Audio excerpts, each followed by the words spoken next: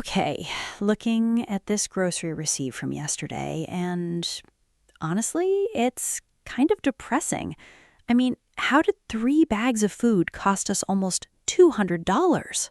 Tell me about it. Everything is, well, it's getting ridiculous. But actually, what if I told you there's a way to get other companies to, pay for it? What, like shoplifting? No, seriously. No, definitely not shoplifting. I mean, like getting a check for, say, $1,100 every single month directly into our account. Wait, are you serious right now? $1,100? Well, yeah, and this is a massive but, most people see that number and immediately run into the, what do you call it, the high yield trap. They chase these crazy 10% or 12% payouts, and then boom, the company price drops, the dividend gets cut, and their savings are basically gone. Okay, I need a second. So you're saying we can get that cash flow, but we have to be actually smart about it? Exactly, which is why we built a portfolio around let me back up, 7 specific battle-tested stocks that we actually hold. And that, ladies and gentlemen, is exactly what we are breaking down today. I'm Lynn. And I'm Frank. Welcome to Talk and Wonder. We create easy-to-understand whiteboard animations covering family finance, investing, passive income, and, well, managing debt. Yeah, basically, we want to help you build real wealth and avoid those sneaky traps. But before we dive into the numbers, serious. Frank, do the lawyer thing. Right. Look, guys, standard rule, investing carries real risks. We are just a couple sharing our personal journey, not your financial advisors. Please do your own homework before putting your hard-earned family money into anything. Exactly. Keep that family boat safe, okay? So, Frank, let's start with the absolute basics. For anyone who is completely new to this, what is a dividend really? Right. Think of it like a family business. Say we open a bakery. At the end of the year, after paying for flour, rent, and salaries, we have some leftover profit. The fun part. Exactly. Now we have 3 choices. We can put it back into the bakery to buy a faster oven. Or we can buy out the coffee shop next door. Right, expansion. Or we can just write ourselves a check to reward ourselves for owning the business. That's what a dividend is. These massive corporations are choosing to reward people like us just for holding their stock. Which sounds amazing in theory, but how do we make sure they can actually afford to keep writing those checks? And that is where most people get burned. You have to look at the payout ratio. But let's look at our first stock to show you how this actually works in the real world. Which would be Home Depot, right? Stock ticker HD? I swear, honey, half of our mortgage is practically buried in their backyard garden section. Well, honestly, you're not wrong. But look, besides our personal spending habits, Home Depot has actually returned about 88% to investors over the last 5 years. Wait, 88%? Really? Yeah. Right now it's trading around, let me check the app. Yeah, $291. It's been bouncing around between $270 and $330 over the last year. But here's the important part for our budget. The dividend yield is 2.67%. Okay, so if we own a share, what does that actually look like in cash? It means they pay you $2.09 every quarter for every single share you hold. Now, remember that payout ratio we just talked about? HD's is, it's about 46.68%. Which is, wait, is that in the safe zone, under 50%? Exactly. It's a really healthy spot. It means they're using less than half of their profits to pay us and keeping the rest to grow. And they've been growing this dividend for, 14 years straight? And, I mean, they don't really have any massive competitors, right? Well, except Lowe's. But every time we go to Lowe's, it's just people buying plants. When we go to Home Depot, it's like actual professional contractors with giant trucks buying thousands of dollars of wood. Spot on. That is actually their secret weapon. Home Depot caters to the pros, the contractors, while Lowe's attracts more DIY consumers. That's why HD is more profitable. Their operating margin is much higher. Even for the fiscal year, they're expecting flat sales, while Lowe's thinks theirs will drop. It's just a more resilient business. Okay, fair point. So HD is the heavy lifter. What about the other giant, the one that literally lives in our bathroom cabinet? Procter and Gamble, stock ticker PG, trading at about $150 right now. Let me guess their dividend isn't going to buy us a yacht, is it? Well, no, it's 2.42%. That's about 91 cents a share quarterly. And look, their payout ratio is a bit higher, around 64%. Wait, Frank, stop. 64%? That's over your safe 50% rule. It is. But for a staple giant like PG, I mean, they're a $360 billion company. It's a bit different. They don't need to spend billions innovating because, well, people are always going to buy Tide, Pampers, and Gillette. They have an operating margin of like 21.61%. That's way better than Kimberly-Clark, their main rival. True. I mean, we literally survived on Pampers for like how many years with the kids? Exactly. And get this, last year, P&G actually raised their prices by about 10% to offset inflation. Oh, I felt that. Trust me, our grocery budget definitely felt that. Right? But here's the crazy part. Even with that 10% price hike, their sales volume only dropped by 6%. It's called pricing power. They generated $14 billion in revenue, up from $12 billion a few years ago. That's wild. So basically, even when the economy gets rocky, people might stop buying new cars, but they're not going to stop washing their clothes. Exactly. P&G it's not flashy, but it's a sleep well at night stock. Okay, I love sleep well at night stocks. But let's talk about the elephants in the room. What about the ones that pay way more but make me a little nervous? Yeah, actually. And look, I know tobacco companies don't exactly have the best reputation, but from a purely financial cash flow perspective, their dividend yield is, get this, 8.35%. Frank, stop. 8.35%? Are you serious right now? That is massive. It is. That's about 94 cents a share every single quarter. But, and this is a massive, massive but, their payout ratio is around 76.78%. Oof, 76%? Okay, wait, let me do the math. If we put like, I don't know, $10,000 into Altria, we'd make $835 a year in dividends. But if the payout ratio is that high, does it mean they're barely keeping enough money to run the business? Exactly. That's the classic dividend trap. You look at the high yield, but you ignore the underlying business decay.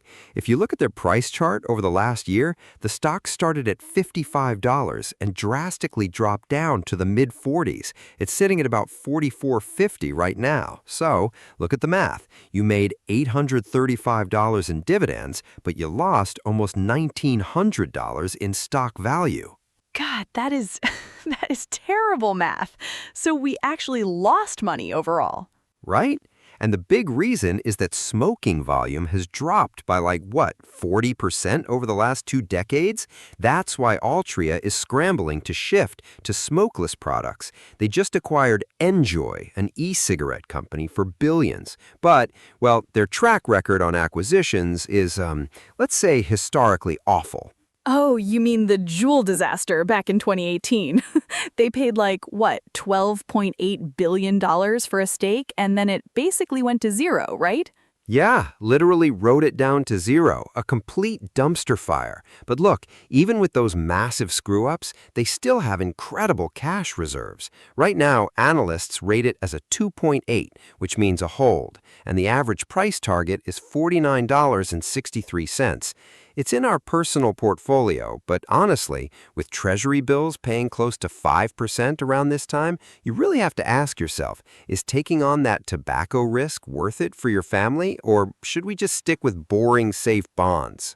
Yeah, I think I'd rather sleep at night, especially when there are other heavyweights in the stock market that got dragged down by pure panic, like banks. Oh my gosh, remember back in 2023 during the Silicon Valley Bank meltdown?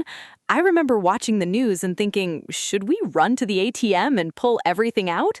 Yeah, that panic was honestly, it was wild. People were completely losing their minds. I remember Kevin O'Leary went on TV saying he'd never invest in banking stocks again because of the risk. Wait, Kevin O'Leary? Mr. Wonderful himself? Yes, him. But in my opinion, that fear was way overplayed, especially for a fortress like Bank of America, stock ticker BAC. But Frank, their stock took a pretty brutal hit too, didn't it?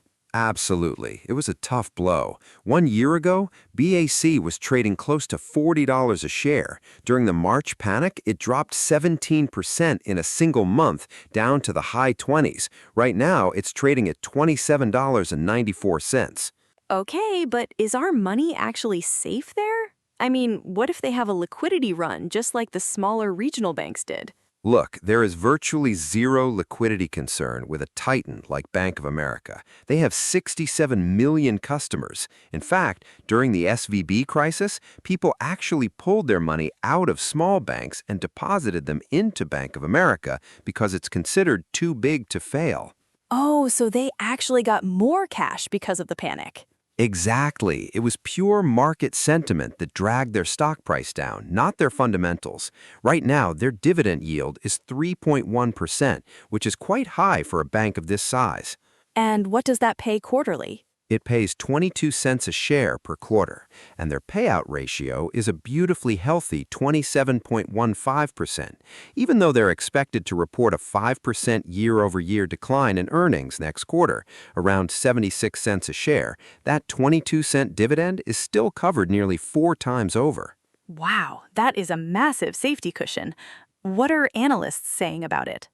Analysts rate BAC as a 2.4, so between a buy and a hold, with an average price target of $37. That's about 30% upside from where it is right now.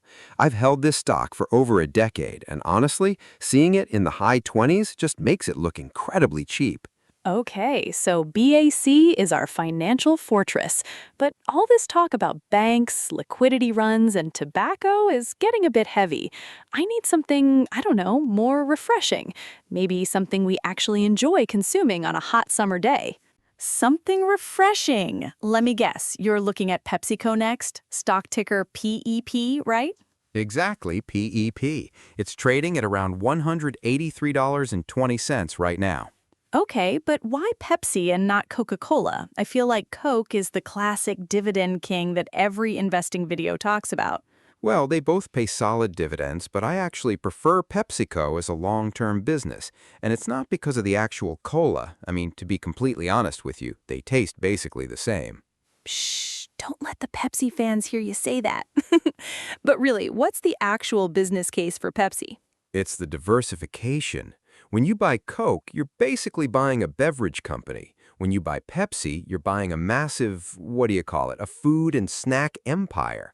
They own Frito-Lay, Doritos, Cheetos, Gatorade, 7-Up, and Quaker Oats. I mean, look at our kitchen pantry. It's basically a PepsiCo showroom. Okay, that is too true. Our kids are practically keeping their stock price up with the amount of Doritos they eat. Right? And that brand power really showed during the high inflation we saw in 2022 and 2023. Pepsi faced massive margin pressures, supply chain bottlenecks, rising labor and transportation costs, but they proved they could navigate those tough times. They just kept raising prices, consumers kept buying, and they actually reported their 18th consecutive quarter of positive revenue growth. 18 quarters in a row? That is what, 4.5 years of nonstop growth? That's crazy. Yeah, it's a massive achievement. They also just rebranded with a new logo, their first one since 2008, which brought a lot of buzz. But beyond marketing, they're actually investing in their future supply chain.